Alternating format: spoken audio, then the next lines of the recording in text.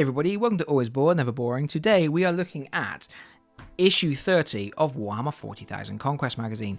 This is the Partworks magazine from Hachette Publishing, produced in association with Games Workshop, which every week brings you new Warhammer 40,000 rules, painting tips and accessories, miniatures, paints, brushes, whatever.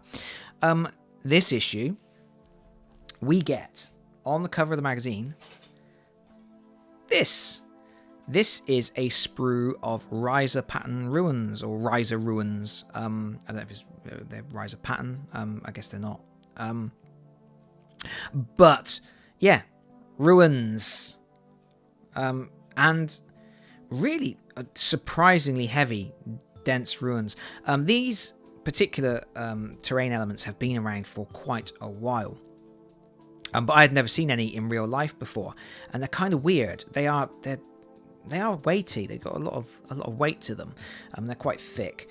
They have this really interesting thing that I don't. They slot together. So you put this piece into this piece, and then they create like a T section, which means they go together without glue. But there's no variability really in what you're doing with them. You put that piece into that piece and that piece into that piece. So I don't know why they went to the effort of making it so you don't need to glue them. I guess it's for simplicity's sake, for getting stuff to the tabletop.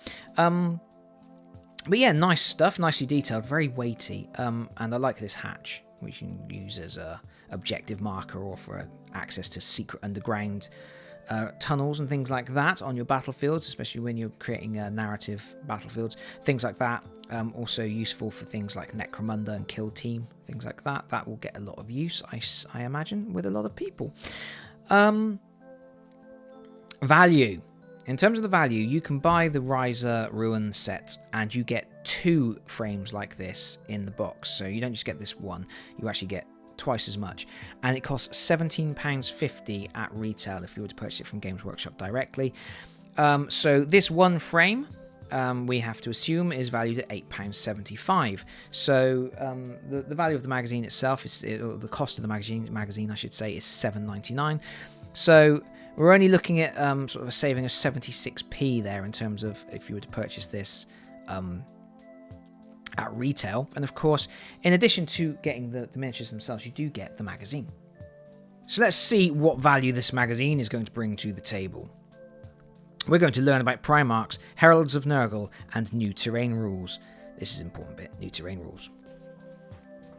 So, at the start of the magazine, we have our stuff about Primarchs. This is background fluff.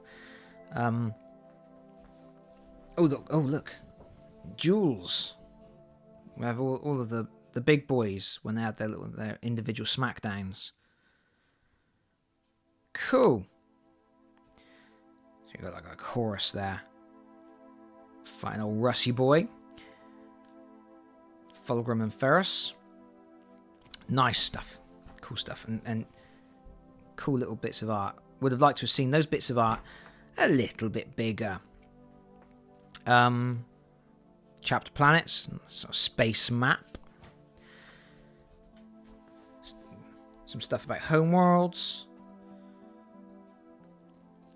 That's quite cool. I do like that they go beyond sort of just talking about. Although you're collecting Death Guard and Ultramarines when you're collecting this magazine, they do go beyond those subjects. Having said that, here we've got some Demons of Nurgle. Some very nice. There's some nightmare fuel for you.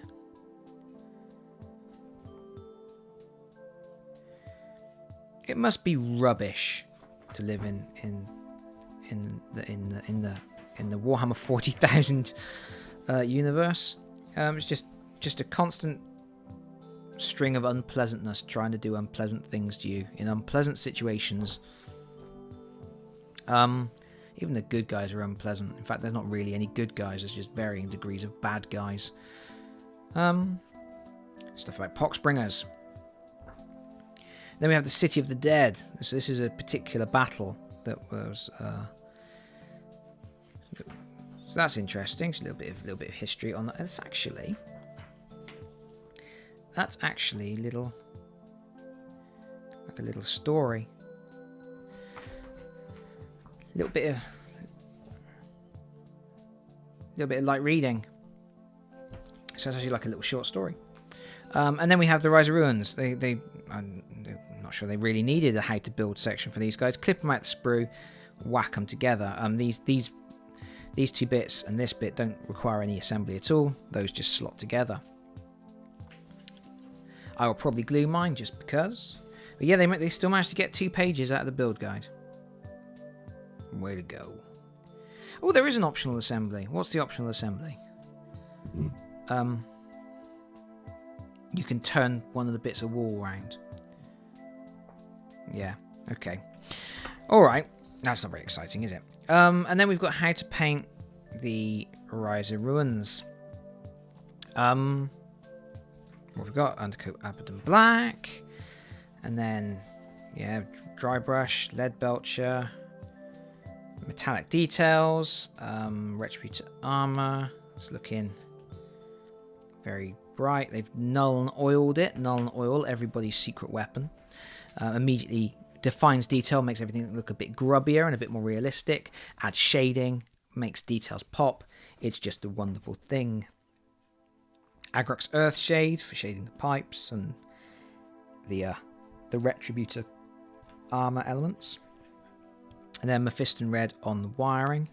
And ready for action. Follow the stages set out above for each item of scenery in your set of Ryza Ruins. Take your time and keep it neat, and you'll have a completed ruin for your forces to fight over. So they are actually saying that is completed. There's no mention of going back to it at a later date to do anything else to it. And I have to say, I don't like that paint job at all. These are ruins. They should be all broken up and rusty. They should be, you know. I think they could have. They've gone. I mentioned this in a previous video that the painting guides, what you get are very crisp finishes, and on the whole, it looks really good. There's a lot of stuff. I followed one of the painting guides in a previous video that I did in my 10 paints or less series, and I was quite happy with the results. They're quite clean. They look nice. But I think in this particular case, I think we could have gone for something that just made things look a bit more beat up. I guess they're doing the best they can with the paints that... If you've only got the paints that they've been giving you through the course of this magazine, then I guess that's probably the best that you can do with those particular colours. I would have rather seen this sort of finish.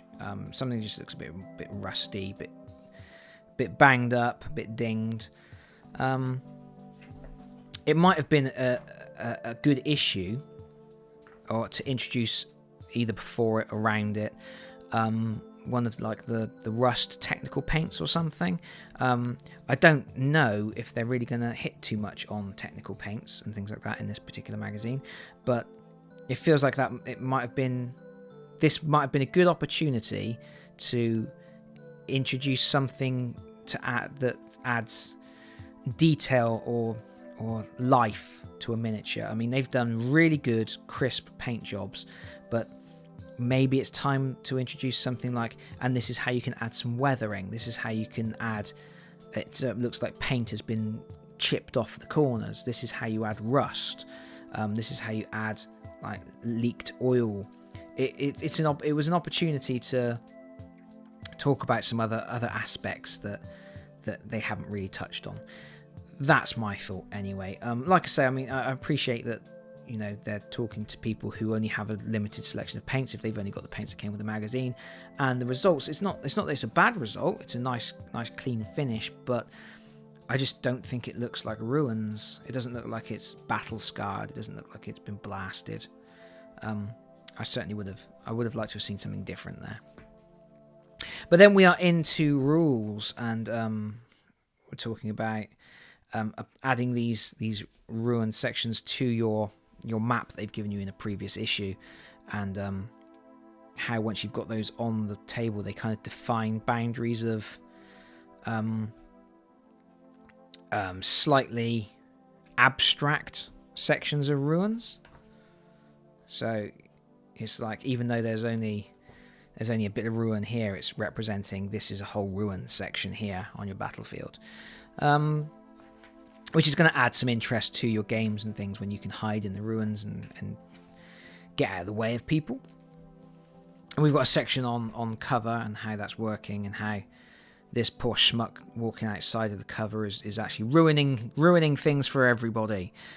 Nice diagram showing how vehicles work in association with ruins. And we have a Barakius campaign map. Interesting. Your games have been telling the story of the battles between the Ultramarines and Death Guard on the surface of Corvon 2.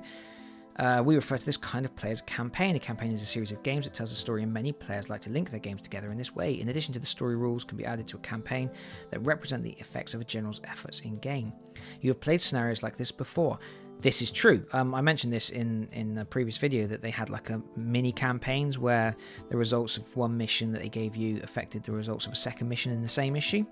So they're actually taking that, it looks like they're taking that a stage further. So they're saying if you're fighting in Ultramarines territory, you get a Scorched Earth Tactics ability. Whenever the Ultramarines fight a battle in their own territory, they may call down an orbital strike. Once per game, choose one Death Guard unit and roll a d6. On a 4+, the unit suffers d3 mortal wounds. If you're in a contested area, either side can use Marksman. Once per battle at the start of their shooting phase, a player may choose a unit. All shots fired by this unit in this shooting phase ignore the cover save bonus. And then in a Death Guard territory, Death Guard are empowered by the corruption they have spread in their territory. And once per game, at the start of the fight phase, you can choose a Death Guard unit, and each model in the unit gains 1 extra attack. Interesting. So whenever a player wins a game, they can mark their victory on the map over the page, keeping track of battles. Now, cool. Let's have a look. Oh, very nice. Oh, that's I like that. That's cool. Yeah, they've given you a little campaign map. So certain territories, these are the areas. These are the areas that are currently owned by Ultramarines. These are contested regions, and then the Death Guard have got these 2 regions down here. So as you play and fight your games, you mark your little symbols in there, and to say who controls what, and you can have a little back and forth campaign underway there. That's cool. That's very nice. Because they're kind of showing a whole other aspect of the game there. They're showing that it doesn't just have to be one-off battles. It doesn't have, like I say, they've touched on it in the previous issues where they've done sort of 2-stage combats, split over 2 maps and two missions. But that's showing like a bigger picture and how you can set up your own campaigns. Very simple, you know. It's literally just fighting over different contested regions and home territories and away territories. Anybody can replicate that and start using things they already know from previous magazines to create their own campaigns and things. That's cool. Good job, Warhammer 40,000 Conquest magazine. Good job. And then we have an Escalation Fight. So what have we got here? Just a fight. Obviously, you're implementing the new terrain elements here, which is going to make a difference to how these teams are advancing. There's cover here and here and here and here. So that's certainly going to make a difference to how that battle unfolds. Interesting. Nice. Good stuff. Very, very good stuff.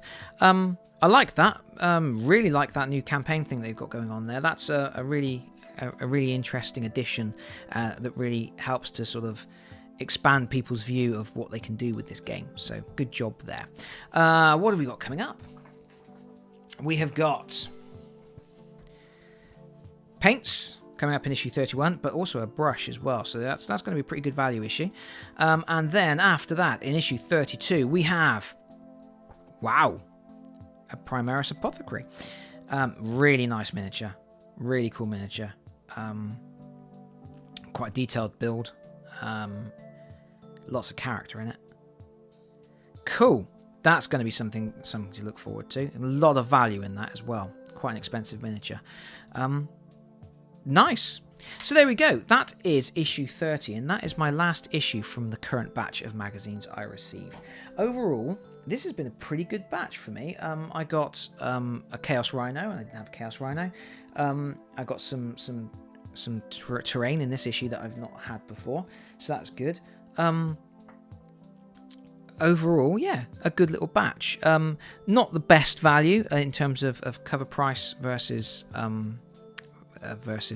retail price, but there it is. I'm going to put up the prices now for this particular issue and also a running tally, so you can see that by the time we've got to issue 30, how much we've spent on this subscription versus how much we would have spent to get all of the cover products at retail, roughly. And there we have it. Thank you very much for watching, and I will see you all again very soon. Bye bye, everyone. Bye bye.